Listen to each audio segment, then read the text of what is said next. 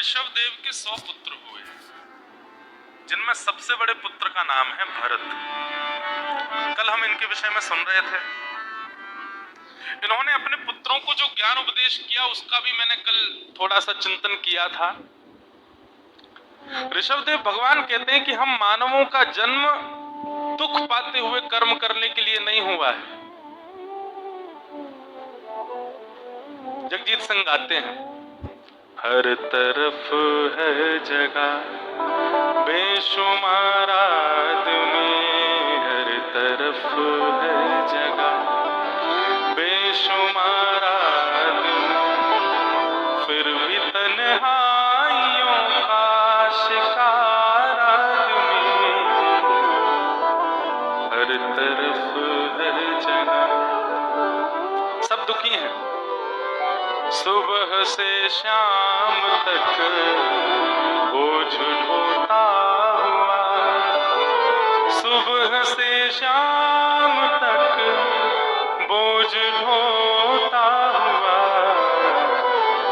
चैन खोता हुआ, बार बार आदमी, हर तरफ है जगह बेशुमार आदमी, हर तरफ है जगह।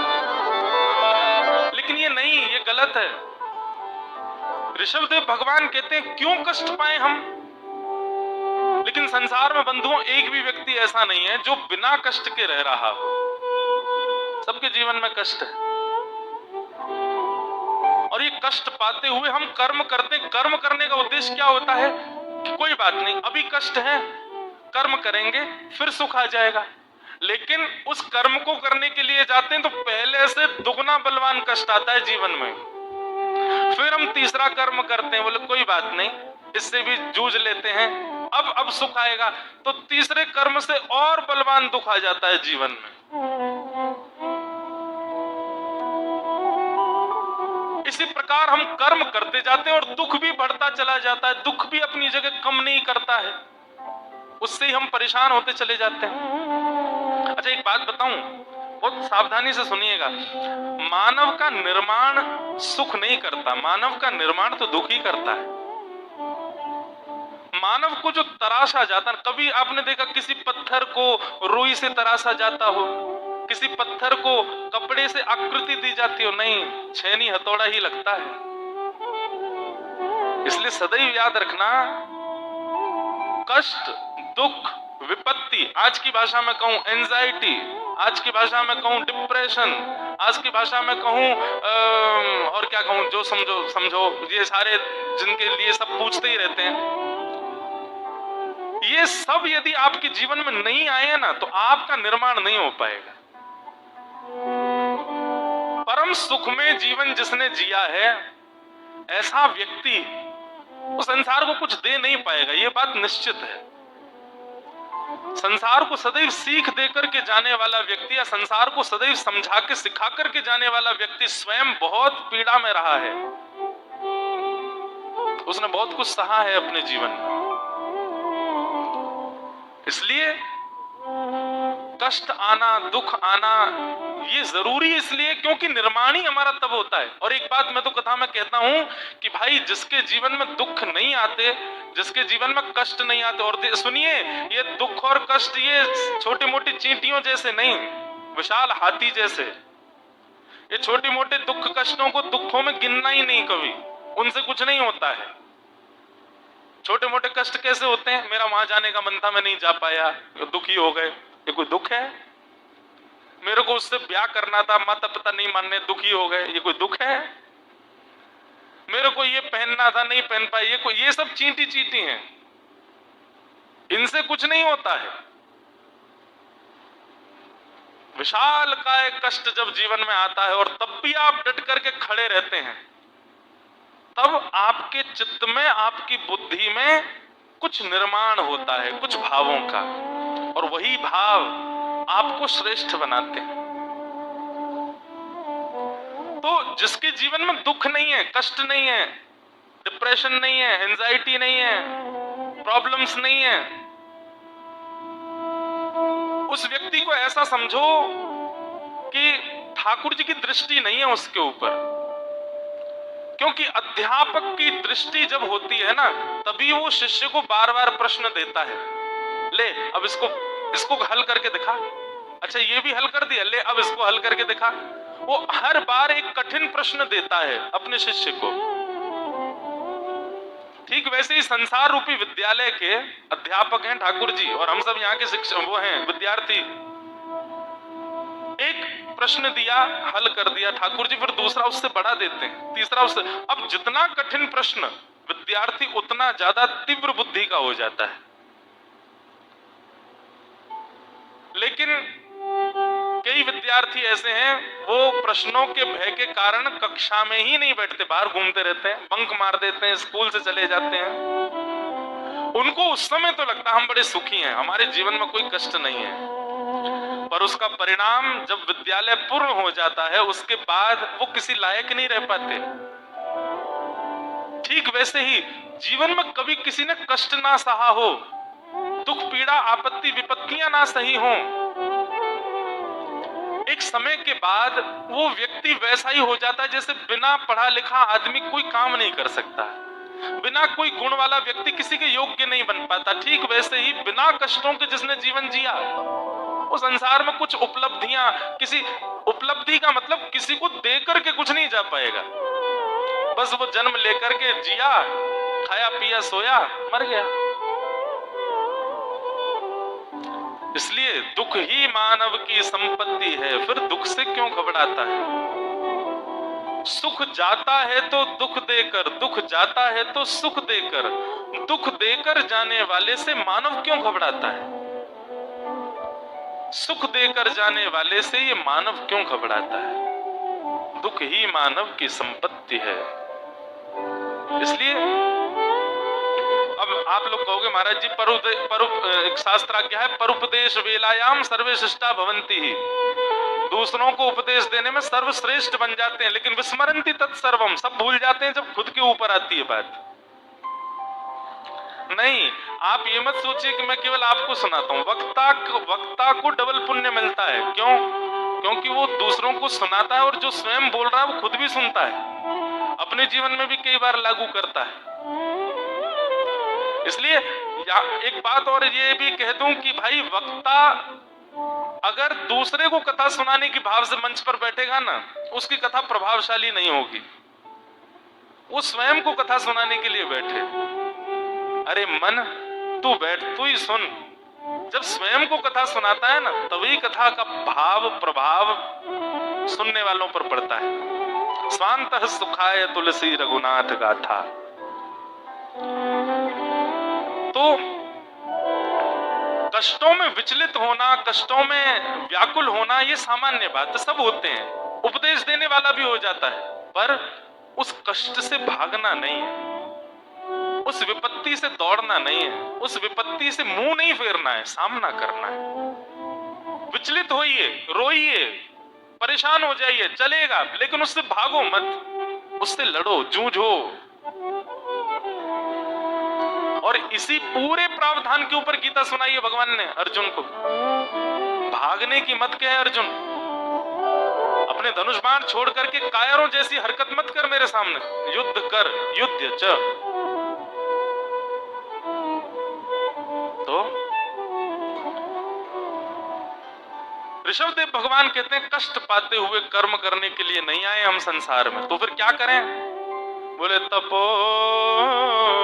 दिव्यम पुत्र कायेन सत्वम सत्यैदस्मा ब्रह्म सौख्यम त्वनंतम।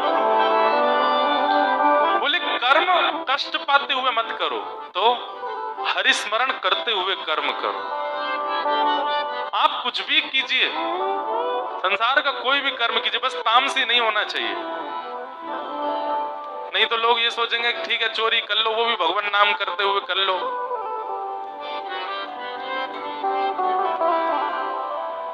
तो कोई भी कर्म करो, भगवत स्मृति के साथ करो। नाम जपते चलो, काम करते चलो, हर समय कृष्ण का ध्यान धरते चलो, मुरली वाले को मन से रिझाते चलो, कृष्ण गोविंद गोपाल गाते चलो। अपना कर्म करते रहो, बस हरि स्मृति के साथ करो, भगवान के स्मरण के साथ करो। उससे क्या होगा, जीवन में होने वाले कष्ट जो हैं वो आपको अनुभव नहीं हो पाएंगे। आएंगे तो सही, लेकिन आप विचलित नहीं होगे, लड़ोगे, जूझोगे। इस प्रकार ऋषभदेव भगवान अपने पुत्रों को ज्ञान उपदेश करते हैं। अब इन्हीं के ही सबसे बड़े पुत्र भरत जी का चरित्र हम लोग सुनेंगे।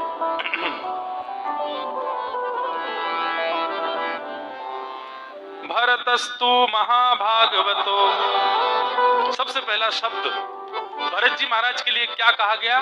बोले भरत जी कौन है? बोले महाभागवत हैं। भागवत का मतलब क्या होता? भगवान का। भागवत का मतलब भगवान का। और श्री भरत जी कैसे हैं? बोले महाभागवत, ये ठाकुर जी के परम प्रिय हैं। अच्छा, परम प्रिय होने का लक्षण, अब श्रीमद् भागवत का पंचम स्कंद चल रहा है, यहाँ गद्य में श्लोक हैं, सारे छंदबद्ध गद्य है। तो यहां पर लिखा है श्री भरत जी का गुण कैसा था कि यज्ञ भाजो देवांस्तान पुरुषावयवेश्व भयाद्यतः। जिस प्रकार श्री भरत जी महाराज कभी यज्ञ में बैठते थे या कोई अनुष्ठान में बैठते थे तो पंडित जी उनके हाथ में अक्षत देकर के, पुष्प देकर के कहते, भरत जी देवराज इंद्र का स्मरण कीजिए। अब जैसे ही देवराज इंद्र का स्मरण होता तो इंद्र कौन है? बोले भगवान की भुजाएं हैं। तो वो इंद्र का स्मरण नहीं करते थे, श्रीमन नारायण की भुजाओं का स्मरण करते थे। ओहो, ठाकुर जी की भुजा ऐसी है, ठाकुर जी के हाथ ऐसे, ठाकुर जी के गोल गोल गोल उंगलियां हैं, गुलाबी गुलाबी से हस्त कमल, ठाकुर जी के कमल जैसे हाथ हैं बिल्कुल। अब हे भरतराज, अब आप सूर्य नारायण भगवान का स्मरण कीजिए। तो वो सूर्य नारायण का स्मरण नहीं करते थे, ठाकुर जी के नेत्रों का स्मरण कर। भगवान के चक्षु में एक में सूर्य है, एक में चंद्र है, तो ठाकुर जी के चक्षुओं का स्मरण। ओहो, कैसे कटाक्ष नेत्र हैं ठाकुर जी के, ठाकुर जी के कमल जैसे नेत्र हैं, आधे खुलते हैं। ठाकुर जी के नेत्रों की गोलाई काली माँ कैसी है, उनका श्वेत वर्ण कैसा है, ठाकुर जी की पलकें कितनी कोमल हैं, ठाकुर जी जब अपने नेत्र बंद करते हैं खोलते हैं कितने प्यारे लगते हैं। मतलब उनकी आराध्य ऐसी थी, किसी भी देवता का नाम ले लो, वो हर देव को ठाकुर जी में ही देखते थे। इसको कहते हैं न अन्याश्रय, अनन्य। अनन्य भक्ति इसी को कहते हैं कि किसी अन्य में कोई भाव ही ना जावे, सब जगह आपको ठाकुर जी दिखे, सब जगह आपको वही विलास दिखाई दे जिसमें आपकी चित्त वृत्ति है, जिसमें आपका भाव है, सब जगह आपको वैसे ही दिखे। आप वैष्णो देवी जाओ और वैष्णो देवी जाकर के देवी के दर्शन करो तो वहां देवी का दर्शन करते हुए भी मन में भाव आए, अरे हमारे ठाकुर जी की बहन, आपको हम बारंबार प्रणाम करते हैं, आप ठाकुर जी की बहन हो इसीलिए आप वैष्णवी हो, वो वैष्णव विष्णु हैं, आप वैष्णवी हो, हम आपको बारंबार प्रणाम करते हैं। महाकाल भगवान का दर्शन करने जाओ, हमारे ठाकुर जी के परम प्रिय, हमारे लाल जी के सदा चित्त में रहने वाले हे महाकाल भगवान, हम आपको बारंबार प्रणाम करते हैं। त्र्यंबकेश्वर दर्शन करने जाओ, हे श्री राधा वल्लभ लाल के परम चरण सेवक, हम आपके श्री चरणों में। अब कृष्ण भक्ति यदि आपके चित्त में है तो आप जिस भी देव से मिलोगे उसके प्रति एक ही भाव रखोगे, कृष्ण से क्या संबंध है इनका, उसी संबंध से आप उनसे मिलने जा रहे हो। मतलब अनन्य भक्ति में आप अन्य देव के गुण की प्रधानता नहीं देखते, उसके अंदर आप कृष्ण भक्ति को ही प्रधान देखते हैं। ऐसी भक्ति श्री भरत जी महाराज की थी, इसीलिए उनको महाभागवत कहा गया। चंद्रमा का स्मरण करो, ठाकुर जी के दूसरे चक्षु का स्मरण करने लगते थे। हे भरत महाराज, आप ब्राह्मणों को सबको भोजन पवाइए, सबको दक्षिणा प्रदान कीजिए। ठाकुर जी के मुखमंडल का स्मरण करते थे। ओहो, ये सब ठाकुर जी के मुख हैं, इतने सारे मुख आए हैं, सब में ठाकुर जी की सुंदर सुंदर आहुति दूंगा। तो वो इसी भाव से ही प्रसाद पवाते थे ब्राह्मणों को कि भगवान के मुख में जा रहा है। ऐसी भक्ति थी श्री भरत जी महाराज की, इसलिए उनको महाभागवत कहा गया। एक गणपति भट्ट नाम के एक वैष्णव, उनकी कथा आती है कि वो गणेश जी के परम उपासक थे। वो अन्य किसी देवता को नहीं पूजते थे, गणेश जी को ही पूजते थे बस। सब जगह गणपति दिखे उनको। एक बार उनके किसी रिश्तेदार ने उनको जगन्नाथपुरी बुलाया और उसने ऐसा और कह दिया कि यहाँ गणेश जी ही हैं मंदिर में, आ जाओ तुम। तो वो आदमी अपनी पूरी व्यवस्था करके जगन्नाथपुरी पहुंच गया। बिल्कुल सत्य घटना है। अब जैसे ही जगन्नाथपुरी पहुंचे महाराज, तो वहां जाकर के उन्होंने पहले सबसे पूछ करके विश्वास कर लेते, गणेश जी है ना भीतर? बोले हाँ। मेरा अनन्य भाव नहीं छूटना चाहिए, किसी अन्य देव को नहीं देखता मैं केवल गणेश जी को देखता हूं। तो इनकी भक्ति में थोड़ी सी एक कमी ये थी कि अन्य देव को देखते भी नहीं थे। उसको सुधारने के लिए और इनके अनन्य भक्ति से प्रसन्न होने के लिए जगन्नाथ जी ने इनको बुलवाया था। तो मंदिर में दर्शन करने के लिए भीतर जाने लगे, तो वहां पर श्री कृष्ण गोविंद हरे मुरारे कीर्तन होने लगा। उन्होंने कहा, बोले कि एक बात बताओ, ये गणेश जी का मंदिर है, तुम यहाँ कृष्ण का कीर्तन क्यों कर रहे हो? तो किसी ने कहा, बोले अरे तुमको किसी ने पागल बना दिया। बोले गणेश जी का नहीं है, ये साक्षात ब्रज और चंदन नंद नंदन श्री कृष्ण ही जगन्नाथ जी हैं, वही विराज रहे यहाँ पर। महाराज, मंदिर के गर्भगृह के सन्मुख पहुंचने से पहले उनको ये पता चल गया गणेश जी नहीं, वहीं से भाग गए।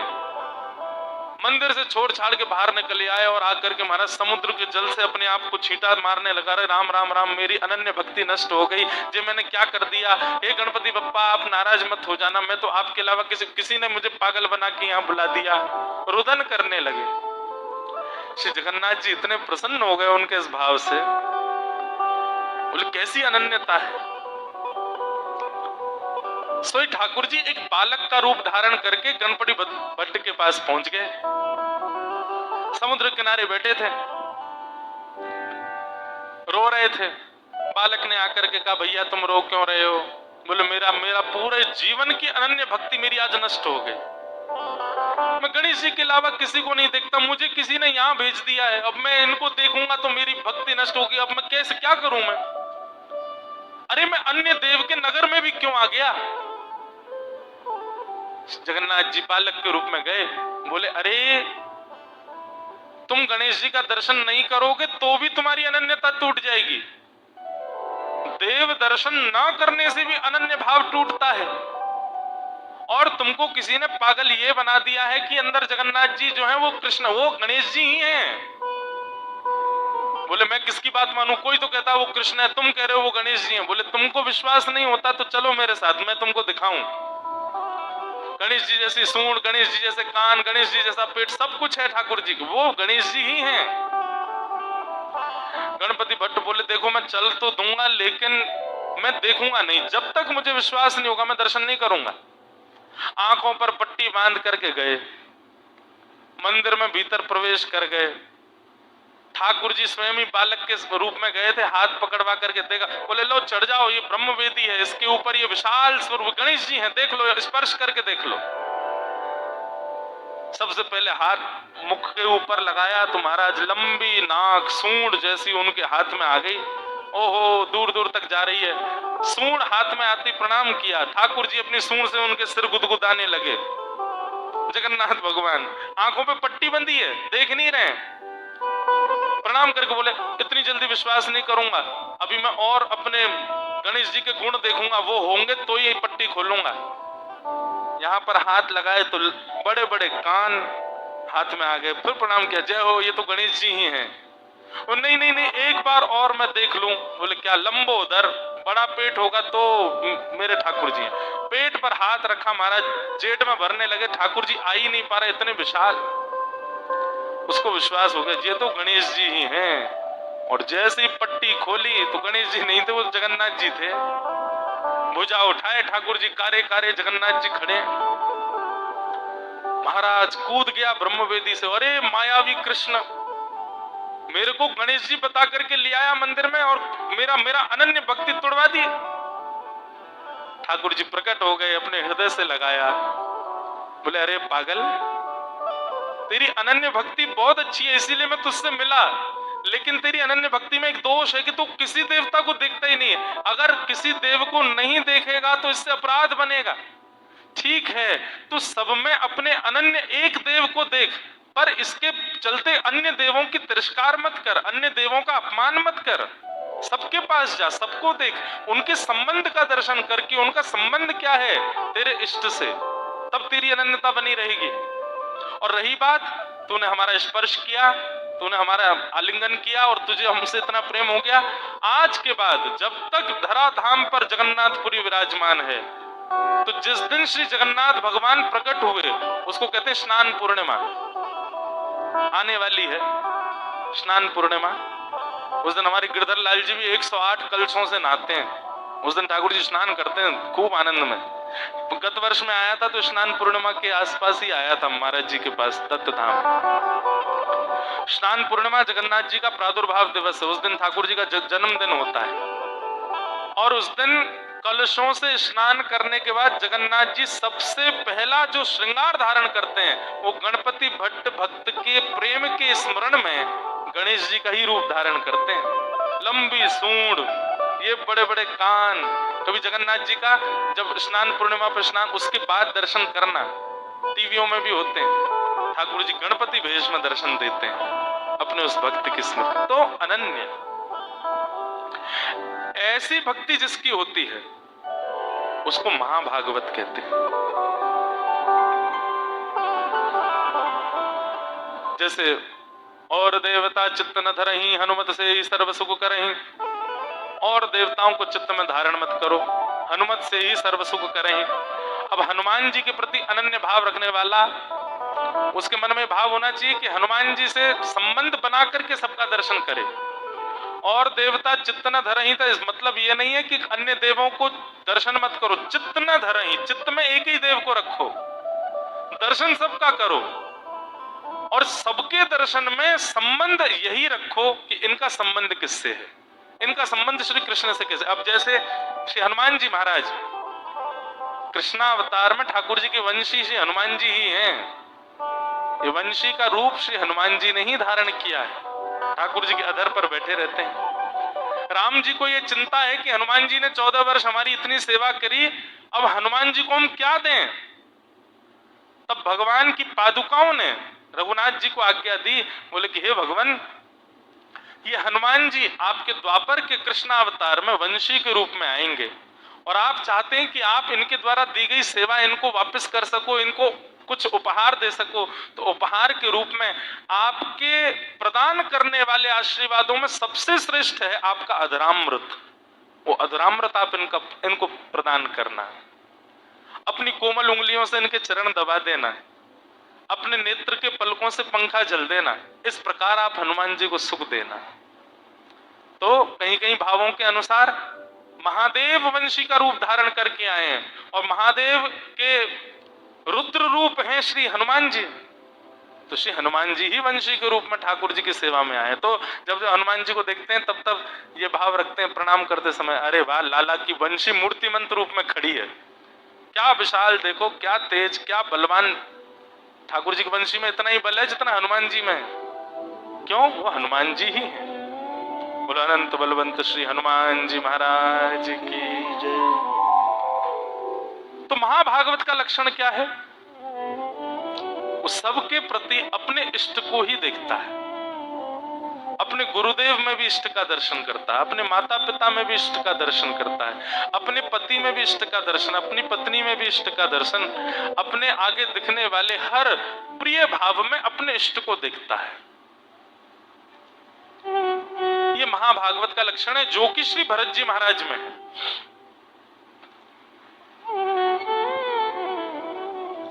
ऐसे महाभागवत श्री भरत जी एक छत्र सम्राट थे पृथ्वी के। एक समय आने पर उन्होंने मन बनाया कि मैं वन में जाकर के अब तपस्या करूं। लेकिन यहां पर एक बहुत सुंदर बात लिखी है कि तस्मिन वाव किलसा एकलह पुलहाश्रमे पवने। वर्णन करते हुए कहते हैं कि भरत जी महाराज ने वानप्रस्थ ग्रहण किया, वन में जाना स्वीकार किया, ये तो अच्छी बात है, परंतु उन्होंने किसी गुरुदेव से आज्ञा लिए बिना इस कार्य को किया। बंधु, आप जब गुरु आज्ञा से किसी नियम का पालन करते हैं ना, तो उस नियम को ठाकुर जी या फिर किसी भी प्रकार का भाव उस नियम को तोड़े ना, ये जिम्मेवारी ठाकुर जी रखते हैं। क्यों? क्योंकि बीच में बिचौलिया गुरु है। लेकिन जब हम स्वच्छंद अपने मनोभाव से कोई नियम धारण कर लेते हैं तो उसके टूटने का संभावना 100% होती है, वो टूट ही जाता है। इसलिए सदैव बिना गुरु आज्ञा के, बिना वैष्णव आज्ञा के, बिना संत जनों की आज्ञा के कोई नियम धारण मत करो। और एक और बात, यदि गुरु के मुख से कोई नियम निकल जाए और उसका पालन आपने नहीं किया तो भी अपराध लगता है, उसका पालन भी करना है। भरत जी महाराज के नियम में एक दोष था, क्या? कोई गुरु आज्ञा नहीं थी, उन्होंने किसी से पूछना उचित नहीं समझा। वानप्रस्थ ग्रहण कर रहे थे, किसी विद्वान के पास जाते, गुरुजन के पास जाते, उनसे आज्ञा लेते कि मैं वानप्रस्थ ग्रहण कर रहा हूं, आप आज्ञा करें, वानप्रस्थ के समय मुझे क्या क्या करना चाहिए।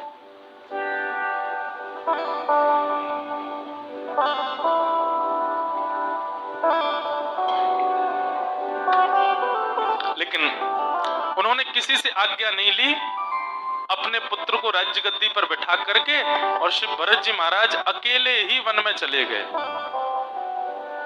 और उसका परिणाम, भरत जी महाराज गंडकी नदी के तट पर बैठ करके तपस्या करते थे, एक परन कुटी बनाई थी, उसी में ही रहते थे, खूब दिव्य ठाकुर जी का स्मरण करते थे। गुरु आज्ञा के बिना किसी नियम का पालन करने का परिणाम यह हुआ भरत जी के साथ कि जिन भरत जी ने अपने राज्य को छोड़ दिया, जिन भरत जी ने अपनी पत्नी को छोड़ दिया, जिन भरत जी ने अपने बच्चों तक का त्याग कर दिया, पूरे परिवार और वंश कुल का त्याग करके वन में आ गए, वो भरत जी वन में एक हिरणी के बच्चे के ऊपर आसक्त हो गए। भरत जी महाराज गंडकी नदी के तट पर बैठे थे, तपस्या कर रहे थे, सामने के छोर पर एक हिरणी जल पी रही थी और वो गर्भवती थी, उसका 1-2 दिन में ही गर्भ जन्म लेने वाला था। उस अवस्था में वो हिरणी जल पी रही थी और तभी एक शेर ने दहाड़ मारी, उसके भय के कारण वो हिरणी कुछ समझ ना पाई और नदी में ही कूद गई। और इस दृश्य को श्री भरत जी महाराज देख रहे थे। भरत जी ने जैसे ही देखा हिरणी नदी में गिर गई, तुरंत भरत जी भी कूदे, परंतु भाव इतना तेज था नदी का कि हिरणी तो नहीं बच पाई, पर बीच नदी में उसने अपने प्रसव को जन्म दे दिया। नन्हा सा हिरण का बालक वो तैरता हुआ ऊपर आया, भरत जी हिरणी को तो नहीं बचा पाए, उस बालक को अंक में भर लिया, किनारे लेकर के आए, उसको वस्त्र आदि पहनाकर अग्नि प्रज्वलित करके उसको थोड़ा ताप दिया, उसको कुछ पवाया, उसकी सेवा में निमित्त हो गए। 1 दिन, 2 दिन, 3 दिन, 4 दिन, हफ्ता, महीना गुजर गया। अब भजन धीरे धीरे भरत जी का कम होने लगा, अब उस बालक में ही आसक्त हो गए हैं। अब वो चलता है, अब वो कूदता है, अब वो उछलता है, वो लिपट जाता है भरत जी से आकर के, इन सब चीजों के प्रति आकृष्ट। देखिए आसक्ति कितनी खतरनाक, वो कहीं भी हो सकती है, जरूरी नहीं है हम मानव है तो मानव में ही हमारी आसक्ति होगी, हमारी जीव में भी हो सकती है और आजकल हो रही है। बड़े बड़े नगरों में लोगों की आसक्ति मानवों में कम है, जानवरों में ज्यादा है। इतना प्यार दुलार तो वो मानव से नहीं करते जितना जानवर से करते हैं। कितनी भयावह आसक्ति होती है। लेकिन एक बात हमारी बहुत ध्यान से सुनना, किसी जीव के प्रति प्रेम रखना ये एक अलग विषय है, लेकिन उसके प्रति आसक्त हो जाना ये पूर्णतया निरर्थक विषय है। और उसका परिणाम क्या होता है, सुनिए भरत जी महाराज के चरित्र को। अब भरत जी उस हिरण के बालक के संगी रहते थे, वो खा रहा है कि नहीं यही देखते रहते थे, जप करने बैठते थे और जब के बीच में उसकी जरा सी आवाज आती तो वही माला छोड़ के भाग जाते उसके प्रति, इतनी आसक्ति हो गई। इससे बढ़िया तो घर में ही थे भरत जी, काय को छोड़े आए इतने बड़े राज्य को आकर के हिरण के बालक में आसक्त होने के लिए। ये हिरण के बालक में आसक्ति इसलिए हुई क्योंकि गुरु आज्ञा लेकर के नहीं आए थे। इसीलिए हमारे यहां गुरु होना बहुत आवश्यक बताते हैं। किसी ने मुझसे कहा, महाराज जी गुरु के बिना ऐसा कहते हैं पुण्य नहीं होता। अगर आप इस भावना से गुरु बना रहे हो कि आपको पुण्य मिले तो आपका बहुत बड़ा अपराध है। किसी स्वार्थ के लिए गुरु नहीं बनाए जाते हैं। विवाह यदि कोई व्यक्ति स्वार्थ भाव से करे ना, वो व्यक्ति कभी प्रसन्न नहीं रह सकता अपने। जैसे वर ने विवाह इसलिए कर लिया कि मुझे बहुत दहेज मिल रहा है, या फिर वधू ने इसलिए विवाह कर लिया कि अच्छा घर है, पढ़ा लिखा है, रूप स्वरूप कैसा भी हो लेकिन ठीक है, दुखी तो नहीं रहूंगी। ये स्वार्थ के लिए यदि आप विवाह कर लेते हैं तो निश्चित है आप अपने उस जीवन में प्रसन्न नहीं रह पाओगे। जिस प्रकार संबंध में समर्पण आवश्यक होता है, वैसे गुरु के प्रति भी समर्पण आवश्यक है। गुरु के प्रति वो भाव बहुत जरूरी है। उस भाव के बगैर आपने गुरु दृष्टि रखी है और किसी अन्य भाव अपने पुण्य की कामना के लिए या फिर अन्य भावों के लिए आपने गुरु बनाए हैं, आपका उद्धार ही नहीं हो पाएगा, बल्कि और कष्ट में रहोगे। इसलिए गुरु के प्रति भाव बड़ा सुदृढ़ रखो, बड़ा प्रिय रखो, समर्पित रखो। उसके प्रति कोई स्वार्थ मत रखो कि गुरु जी से हमारा ये स्वार्थ सिद्ध हो जाए, नहीं। इसलिए गुरु नहीं बनाने हैं।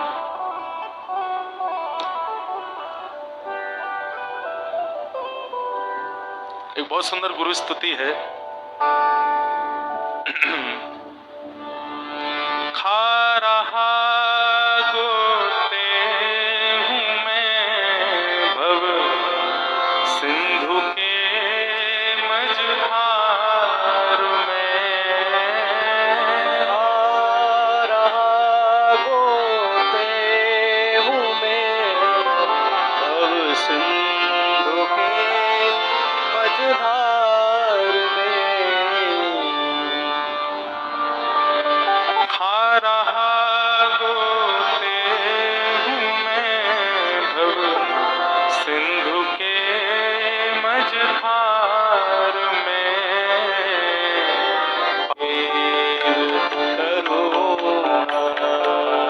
अच्छा एक बात और है, पानी पियो छान के, गुरु बनाओ जान के। क्योंकि गली गली में गुरु फिरे, हमसे दीक्षा लियो, पर स्वर्ग जाओ चाहे नरक में, हमें बस लिफाफा दियो। एक प्रसंग सुनाऊं, मैं दीक्षा नहीं देता महाराज जी, अधिकार पूर्ण है, पिताजी भी खूब कहते हैं, कई आचार्यों की भी आज्ञा, पर मेरे चित्त से भाव ही नहीं आता। मुझे लगता है दिशा ही ले लो, कथा ही सुन लो, यही मेरी गुरु दीक्षा है। जो कथा में भाव कह दिया उसको जीवन में अपना लो, यही दीक्षा मान लीजिए। एक प्रसंग आता है महाराज जी की, श्रीमद वल्लभाचार्य जी महाराज एक बार कहीं जा रहे थे तो उनको वन में एक विशाल अजगर मिला और उस अजगर के ऊपर असंख्य कीड़े मकोड़े चढ़े हुए थे, सब उसके मांस को चुन चुन के खा रहे थे। तो महाप्रभु जी को इतनी दया आई, तुरंत अपना आसन बिछाया, बैठ गए और अपने संपूर्ण जीवन के भजन बल से उस अजगर को मुक्त करने का संकल्प लेने लगे। तो वर्णन आता, ठाकुर जी प्रकट हो गए वहां पर। ठाकुर जी बोले क्या कर रहे हो? बोले नाथ मुझसे देखा नहीं जा रहा, इतनी पीड़ा में है, मैं अपने जीवन के सारे भजन बल से इसको मुक्त कर दूंगा, मैं अपना सारा बल इसको दे देता हूं कि ताकि ये स्वच्छंदता से विचरण करे। ये कीड़े मकोड़े इसको मार रहे हैं, खा रहे हैं, मुझसे देखा नहीं जा रहा। ठाकुर जी कहते हैं, बोले तुमको पता है ये कौन है? बोले कौन है? बोले अजगर जो है ये पूर्व जन्म में एक गुरु जी थे और ये जितने भी कीड़े मकोड़े इनको खा रहे हैं, ये सब इनके चेला हैं। तो बोली ऐसा क्यों हुआ? बोले देखो, गुरु जीवन में होना चाहिए, शिष्य भी जीवन में बने, पर यहाँ पर इन दोनों की प्रवृत्ति अलग थी। गुरु केवल इसलिए शिष्य बना रहा था ताकि शिष्य उसके मठ मंदिर बनवा सकें, उसकी झोली भर सकें, उसकी जेब भर सकें, उसके बैंक में खूब सारा दान कर। उस समय तो बैंक नहीं होती होगी, पर ठाकुर जी ने आशय बताया कि ये केवल इसलिए शिष्य बना रहा था ताकि लोगों को पता चले इसके इतने शिष्य, ताकि इसको खूब दक्षिणा मिल सके, खूब धन मिल सके। अपने शिष्यों का उद्धार करने की भावना नहीं थी। इसलिए इस जन्म में ये अजगर बनकर के इस गति को प्राप्त हुआ। आज इसने जितने शिष्य बनाए थे और उन शिष्यों की सदगति का प्रयास नहीं किया, वही शिष्य बिना सदगति के कीड़े बन गए और आज अपने गुरु को ही खा रहे हैं। इसलिए भैया गुरु दीक्षा ये हंसी मजाक नहीं है, ये खेल नहीं है कि आप कहीं भी ले लो, किसी से भी ले लो, कोई भी दे दे, ये बहुत बड़ी बात है। इसीलिए मैं दिशा पर बिलीव करता हूं। कथा सुनो खूब, क्योंकि भैया मुझे ठाकुर जी पर भरोसा खुद पर नहीं है,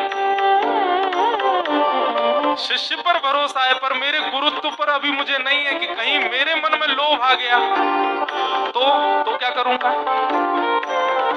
अगले जन्म में मुझे भी खा जाओगे सब मिलके। इसलिए मैं भाव रखता हूं कि दिशा ग्रहण करो, लेकिन हाँ जब लगेगा कि हाँ अब मुझे नहीं हो सकता कि कोई भाव आकर्षित करे कि हाँ अब दीक्षा दे सकते हैं, तब देंगे। एक 3-4 दिन पहले महाराज जी एक माता जी आई, उनकी आयु होगी 50-60 वर्ष की। वो बोली कि हमको दीक्षा दे दो महाराज। मैंने की मैया अभी तो मैं दीक्षा नहीं दूं। बोले हम प्रतीक्षा करेंगी। अब मैं उनको देख के कहूं, मैंने की प्रतीक्षा आप करोगी तो फिर मुझे शमशान आना पड़ेगा दीक्षा देखने। क्योंकि कोई भरोसा नहीं है कब तक मन में भाव आए। पर गुरु के अंदर गुण क्या देखो, ध्यान से सुनना।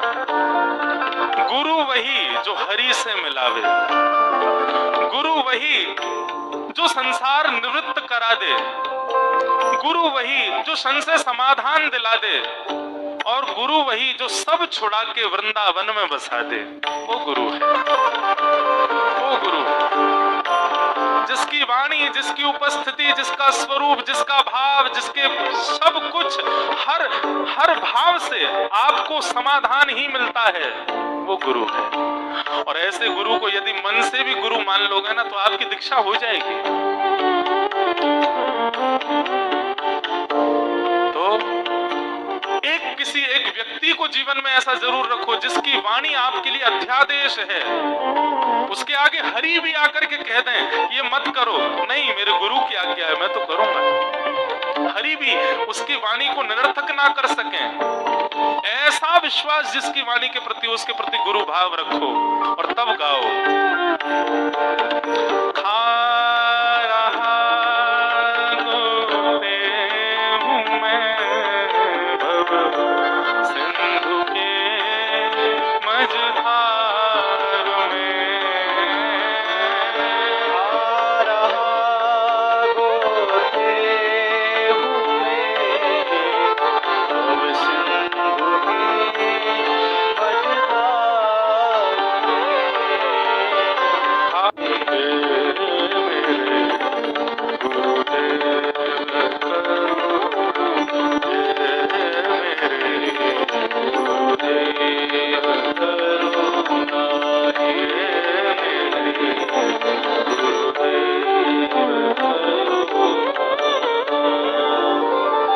सदगुरुदेव भगवान की, कल्प गुरु श्री दत्तात्रेय भगवान की जय। गुरु तो श्री भरत जी के जीवन में और कोई दोष नहीं था, परंतु यहाँ पर गौर करने वाली बात यह है कि महाभागवत की श्रेणी के भरत जी का पतन हो गया केवल इसलिए क्योंकि बिना गुरु आज्ञा के वन में अकेले अपने मनोभाव से चले गए। भगवत प्राप्ति में बंधुओं एक गुरु का होना तो आवश्यक है। और ये पूरा जड़ भरत रहुगण संवाद गुरु प्रधानता को दर्शाने वाला ही है। बहुत सुंदर भाव है, सुनिएगा आगे। तो गुरु का जीवन में होना आवश्यक है, पर किस प्रकार? केवल दीक्षा मात्र से नहीं, दिशा से। दिशा से गुरु जीवन में आवे।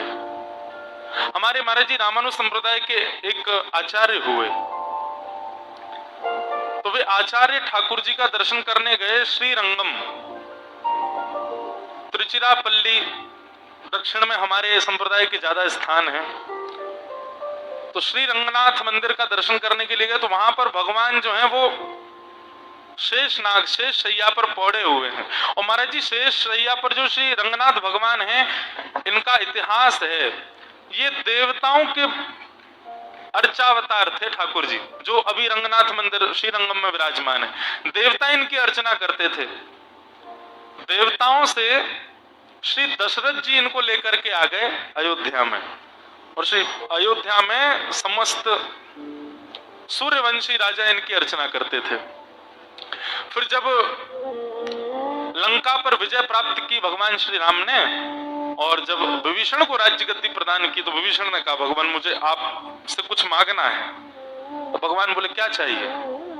तो विभीषण जी कहते हैं कि आप सदा लंका में विराज जाओ। भगवान बोले काय को ऐसा कर रहे हो, हमको वापस जाने दो। लेकिन उसने कहा कि मुझे नित्य आपका दर्शन हो, ऐसी कोई कृपा अनुग्रह करो ना मेरे ऊपर। तो भगवान बोले हमारे पूर्वजों के और देवताओं के भी इष्ट अयोध्या में विराजमान हैं, तुमने मांगा है हम वो तुमको दे देंगे, उनको ले आओ तुम। तो श्री विभीषण जी ठाकुर जी को लेकर लंका जा रहे थे, पर कावेरी जिनके तट पर श्री दत्त भगवान का दर्शन प्रहलाद जी को हुआ, उन कावेरी मैया को भगवान ने कभी आश्वासन दिया था कि जैसे यमुना के तट पर हम विराजे हैं, गंगा के तट पर विराजे हैं, गोदावरी के तट पर विराजे हैं, कावेरी के तट पर भी हम विराजेंगे। तो कावेरी मैया का ये वचन था कि नाथ आप मेरे तट पर विराजो। जैसे ही विभीषण जी दक्षिण जाने लगे, कावेरी जी पार करने लगे, कावेरी मैया तो उफान भरने लगे। ठाकुर जी ऊपर मूर्तिमंत होकर के शेषनाग पर पौड़े। भगवान बोले चिंता नहीं करो, हम कुछ करते हैं। वरुण देवता से आज्ञा करी। विभीषण को नियम था कि कहीं रखना नहीं हमको, कहीं रोक दोगे तो वहीं रह जाएंगे हम। वरुण देवता से आज्ञा करी, बोले जल्दी से ऐसा कुछ करो कि इसको शंका के लिए जाना पड़े और हमको कहीं छोड़ना पड़े। इतनी तीव्र शंका लगी श्री विभीषण जी को, ठाकुर जी को तुरंत कावेरी के तट पर विराजमान करके, और महाराज दौड़े लौट करके आए, स्नान ध्यान करके संध्या करके ऊपर पधारे, तो ठाकुर जी उठे ही नहीं। भगवान बोले अब तो हम यहीं रहेंगे। विभीषण जी खूब रोए। तो भगवान ने उनको आज्ञा दी, बोले देखो एकमात्र विष्णु मंदिर है जिसका मुख दक्षिण की ओर है। हम तुमको वचन देते हैं कि तुम लंका में अपने भवन के ऊपर अटारी से भी दर्शन करोगे तो तुमको हम दिख जाया करेंगे। तो आज भी श्री रंगनाथ भगवान दक्षिण की ओर मुख करके शेष शैया पर पौड़े। इतना अद्भुत मंदिर है महाराज जी, हमारे वृंदावन के बराबर का पूरा मंदिर है, नगर ही पूरा मंदिर के अंदर विराजमान, इतना विशाल मंदिर है। हमारे इष्ट हैं श्री रंगनाथ भगवान। तो उनका दर्शन करने के लिए आचार्य गए, और आचार्य ने जैसे दर्शन किया तो दर्शन करके बोले मैं इतनी दूर से आपका दर्शन करने आया हूं और आप जो है आनंद में सुख में पौड़े हुए हो। अरे ठाकुर जी कम से कम उठ के बैठ जाओ, उठ के बैठ के नहीं मुझे हृदय से तो लगाओ। ठाकुर जी नहीं उठे, ठाकुर जी तो मूर्तिमंत हैं। तो ऐसा वर्णन आता है कि उन्होंने अपने पूर्व के आचार्यों का नाम लिया, अपने गुरुजनों का नाम लिया। बोले मेरे गुरुजन तो कहते हैं कि आप इतने इतने कृपालु हैं, मेरे आदि गुरु तो कहते हैं आपने इतनी कृपा करते हो, मेरे आदि आदि गुरु तो कहते हैं कि आप इतने दयालु हैं। मेरे गुरुजनों की बात निरर्थक हो रही है, आप तो परम निष्ठुर हैं, अभी भी लेटे हुए हैं। गुरुजनों का नाम लेते ही जैसे उन्होंने कहा कि मेरे गुरु पर गुरु तो ऐसा कहते थे, आप इतने दयालु, आप तो ऐसे लीला करते हो, पर आप तो मूर्तिवंत होके पड़े हैं। तो गुरु का नाम लेते ही ठाकुर जी उठ करके बैठ गए, और बैठ करके उनको बाहर से उठा के अपनी गोद में बिठा लिया। कहीं गुरु की आज्ञा निरर्थक ना हो जाए और गुरु आज्ञा पर किसी को संशय ना हो जाए, इसलिए ठाकुर जी अपनी स्थिति से निकल करके आए और उनको अपनी गोद में ले लिया। ये गुरु आज्ञा की प्रधानता होती है। ठाकुर जी भी कभी ऐसा प्रयास नहीं करते कि गुरु कोई आज्ञा कर दे और शिष्य विश्वास के साथ उसका पालन करे। तो ठाकुर जी पूर्ण जिम्मेवारी रखते हैं कि उसकी गुरु की आज्ञा का पालन जो शिष्य कर रहा है उसमें कोई व्यवधान ना आवे। नहीं तो गुरु प्रधान नहीं है, व्यक्ति विशेष प्रधान नहीं है, गुरु पदवी और गुरु से निकला हुआ आज्ञा वो प्रधान है।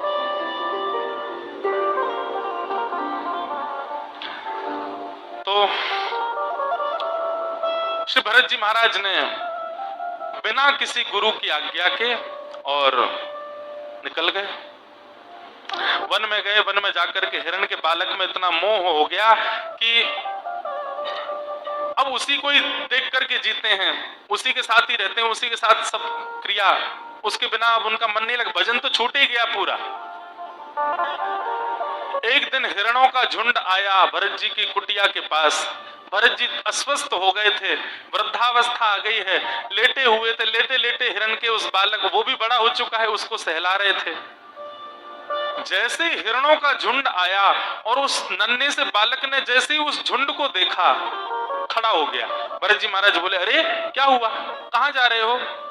धीरे धीरे वो उस झुंड की ओर जाने लगा और जैसे ही झुंड में असंख्य हिरणों को देखा, उसको समझ आ गया, अरे मेरा परिवार ये नहीं है, मेरा परिवार तो ये झुंड है, ये हिरण मेरे परिवार हैं। और भरत जी को अकेला छोड़ करके वो जीव, वो हिरण झुंड में जाकर के मिल गया और जंगल में कहीं भाग गया, कभी लौट करके नहीं आया। भरत जी दिनों दिन तक उसका इंतजार करते रहे, अन्न जल सब छोड़ दिया, रो रो करके बेहाल हो गए, इतनी आसक्ति हो गई उसमें। और ये आसक्ति का कारण ही केवल इसलिए हुआ क्योंकि किसी गुरु की मोहर नहीं थी उनके नियम के ऊपर। कितनी बड़ी बात यहां भागवत जी में समझाई जा रही है। आप सामान्य सी भी क्रिया करते हैं ना, तो आज्ञा की प्रतीक्षा करो, क्योंकि आप में बल नहीं है किसी सेवा को पूर्ण करने का। गुरु हस्ताक्षर कर देते हैं जब उस सेवा पर, तब वो आपको सामर्थ्य मिलती है करने की।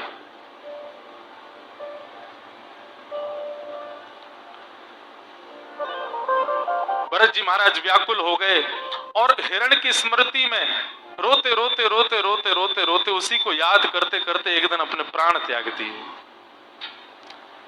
एक महाभागवत की अधोगति हो गई और इसका परिणाम यह हुआ, अंते यामति सागति, अंत में जो सोचते हुए मृत्यु को प्राप्त होते हैं अगले जन्म में वही मिलता है। एक हिरण का स्मरण करते हुए प्राण त्यागे और अगला जन्म दक्षिण के भारत प्रांत में एक हिरण के गर्भ से भरत जी महाराज का हुआ और वो हिरण बनकर के प्रकट हुए। जन्म लेते ही उनके पूर्व जन्म के महाभागवत लक्षण के कारण इतना उनको विवेक हो गया कि उनको याद आ गया कि मैं भरत था, मैं एक राजा था, अपने कुल परिवार का त्याग करके आया, लेकिन एक हिरण बालक में आसक्त हो गया। लज्जा होने लगी अपने ऊपर, मैंने क्या किया। और उसी समय वही राग रहने देना, उसी समय मन में भाव आया कि नहीं, अब मैंने बहुत गलत किया है, अब किसी मानव का स्मरण करते हुए प्राण त्यागूंगा ताकि अगले जन्म में फिर मानव बनूं और मानव जन्म प्राप्त करके फिर उस जन्म को मैं सवार सकूं। और वही किया उन्होंने। दोबारा गए वहीं उसी वन में घूमते घूमते जहां उनकी कुटिया थी पूर्व जन्म में, वहीं जाकर के बैठे रहे। वहां एक विप्र का उन्होंने दर्शन किया। उस विप्र को देखते देखते उन्होंने नदी में छलांग मार दी और विप्र का स्मरण करके जब प्राण त्यागे, तीसरे जन्म में आकर के वही भरत जी महाराज पुनर्जन्म एक ब्राह्मण कुल में उनका हुआ और संभवतः फिर से उनका नाम भरत रखा गया, भरत हुए। भरत जी महाराज का जन्म हुआ, लेकिन कल मैं जैसा बता रहा था कि अब की बार वो ऐसे बने कैसे, जो अपनों सुख चाहे हो तो मूर्ख बन के रहो। वो जानबूझ के ऐसा दिखा दे कि मुझको कुछ आता ही नहीं है, मैं किसी काम का नहीं हूं, मैं आपके किसी योग्य नहीं हूं। बाल्यकाल से उनकी स्थिति ऐसी थी कि जैसे जैसे बड़े हुए उनके आगे खिलौने रखे जाते थे। अब बच्चा खिलौना देखते आसक्त, तो पर वो इतने निरासक्त थे, खिलौने यहाँ रखे वो इधर मुंह करके बैठ जाते थे। ये उनके पूर्व के जन्म के भगवत महाभागवत तत्व का ये उनको गुण मिला कि वो इस जन्म में भी सबसे सर्वथा परे थे और उनको अपने पूर्व जन्म की स्मृति थी। भरत जी महाराज धीरे धीरे बड़े हुए। पिताजी उनको गायत्री मंत्र याद कराते। 6 महीना में ओम शब्द याद करके नहीं सुनाया उन्होंने। बोले एक बार गायत्री याद कर लूंगा, कल को फिर पुरुष सूत्र सिखा देंगे, फिर श्री सूक्त सिखा देंगे, फिर शांति पाठ सिखा देंगे, गृह प्रवेश सिखा देंगे, विवाह सिखा देंगे और फिर लगा देंगे मुझे संसार में। मुझे संसार में नहीं लगना है इस बार। सबसे परे श्री जड़ भरत जी महाराज एक जड़ के भांति रहते, एक पागल व्यक्ति के भांति रहते अपने घर में। पिता ने ही उनका नामकरण कर दिया। बोले ये तो हमारे घर में कोई जड़ आ गया है। नाम उनका जड़ भरत हो गया। बंधुओं, एक दिन पिताजी की मृत्यु हो गई, जन्मदात्री मां की भी मृत्यु हो गई। ऐसा कथा आती है कि पिताजी इनकी भरत जी की जन्मदात्री मां पहले ही पधार गई थी, तो पिता ने दूसरा ब्याह कर लिया था। तो सौतेली माँ के बच्चे और सौतेली माँ तो और ज्यादा भरत जी को प्रेम नहीं करते थे, तो भरत जी उससे बड़े प्रसन्न रहते थे। अच्छा है, कम से कम इनमें आसक्ति तो नहीं होगी मेरी। वो उनके ऊपर घर के सारे काम डाल देते थे। भरत जी प्रेम से इसको स्वीकार करते थे। लाओ और भी कोई काम हो तो मुझे दे दो, मुझसे बिल्कुल प्रेम मत करो, मुझसे कोई आशा ही मत रखो, ताकि मैं भी तुमसे आशा ना रखूं। एक दिन पिताजी भी चले गए, वही एक प्रेम करने वाले थे भरत जी से, वो भी चले गए। तो भरत जी दुखी तो हुए, लेकिन फिर और ने थोड़े संतुष्टि हो गई कि चलो एक आसक्ति का केंद्र पिताजी थे, वो भी चले गए। अब और किसी में आसक्ति नहीं मेरी। लेकिन ग्रह त्याग नहीं कर रहे हैं। उसके पीछे भी कारण भागवत जी में लिखा कि भरत जी सोचते हैं अगर मैं अपनी इच्छा से घर छोड़ के गया तो ये गलती तो मैंने पहले भी करी थी, अपनी इच्छा से नहीं जाऊंगा। जिस दिन ये धक्के मार के घर से निकालेंगे उस दिन जाऊंगा। पड़े रहते कोने में, इनके सौतेले भाई डांटते रहते हो, तुम कुछ करते धरते नहीं हो, पूरे दिन बैठे रहते हो, खाते रहते हो, खा खा के मोटे हो गए हो। अच्छा, ये प्रसंग भी है कि भरत जी का जो शरीर था वो थोड़ा स्थूल था, लेकिन उनको भोजन के लिए मिलता क्या था? बोले पूरा परिवार जब खा लेता था तो बच्चों से जो नहीं खवता था, जूठन बच जाती थी, या फिर कढ़ाई में और भोजन बनाते समय जो जल जाता था, या फिर जो पासा 2-3 दिन का होता था, वो भरत जी को भोजन में दिया जाता था। भरत जी उससे भी प्रसन्न रहते थे। बोले अच्छा है, कम से कम जीव की आसक्ति में तो नहीं रहूंगा, ये जला कुचला ही दो, कम से कम जीवित रहूं भजन के लिए, इतना मिल जाए। लेकिन अपनी इच्छा प्रकट नहीं करते थे कभी। बड़ा निष्किंचन स्वरूप बताया श्री भरत जी महाराज का। एक दिन उनके भैया आए और भैया आकर के बोले पूरे दिन पड़े रहते हो, करते धरते कुछ नहीं, तुम्हारे लिए काम ढूंढ के लाया हूं मैं और तुमको करना पड़ेगा। अरे जी बोले आज्ञा करें भैया। बोले एक खेत की रखवाली करनी है, कोई जानवर खाए ना उसको, जाओ। जो आज्ञा। चले गए खेत पर जाकर के बैठ गए। अब वहां अनाज लगा था जो भी जीव जंतु खा जाते हैं। भरत जी महाराज बैठे थे तो भरत जी को देख के जीव सब बाहर से भयभीत होकर के लौट रहे थे।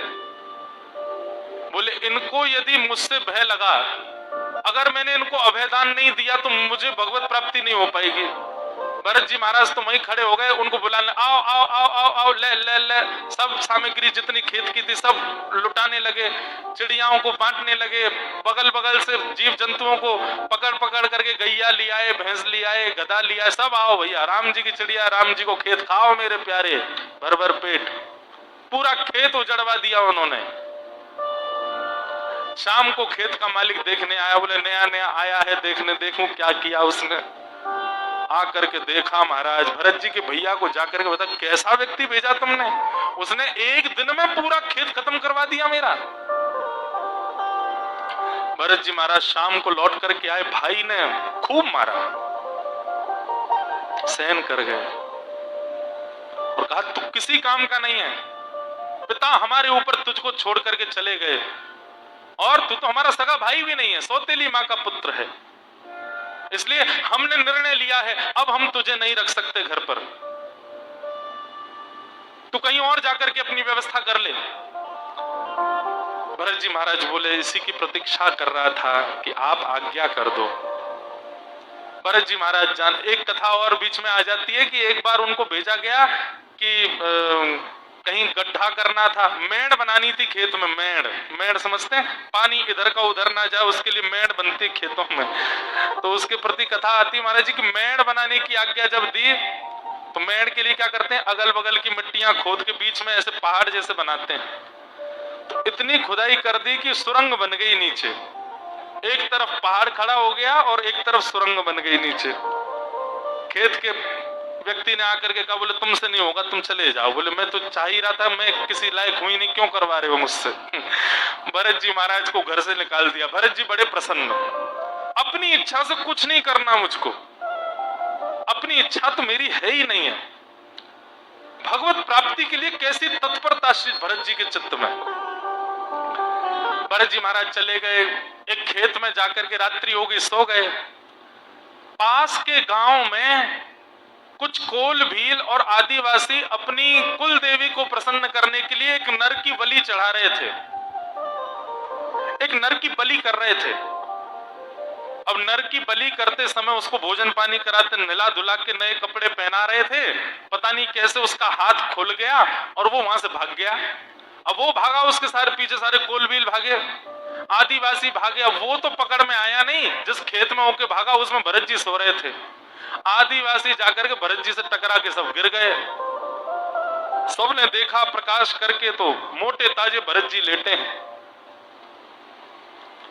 बोले कि सुनो, वो बलि तो भाग गई, ये बलि बढ़िया है, इसका तो अंग भी बड़ा है, देवी और प्रसन्न हो जाएगी। भरत जी को स्नान कराया, स्नान कराने के बाद 56 भोग पवाए, बलि को खूब खवाते हैं।